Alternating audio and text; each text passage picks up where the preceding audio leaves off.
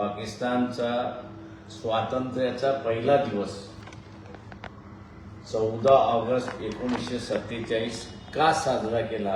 15 August 47 स्वातंत्र्याचा दिवस काळा दिवस का मानला?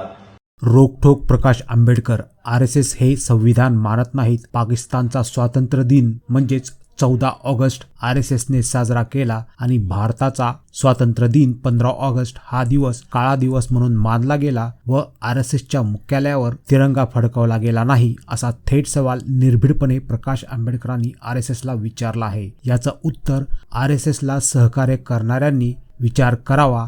जे आरएसएसची संघटना ही भारताच्या हितासाठी आहे म्हणून सपोर्ट करतात त्यांनी हा प्रश्न आरएसएसला विचारायला पाहिजे. काय म्हणाले प्रकाश आंबेडकर पाहूया.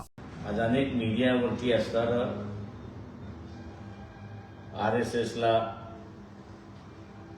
तुम्ही पाकिस्तानचा स्वातंत्र्याचा पहिला दिवस 14 ऑगस्ट 1947 का साजरा केला हा प्रश्न विचारायला लागलेत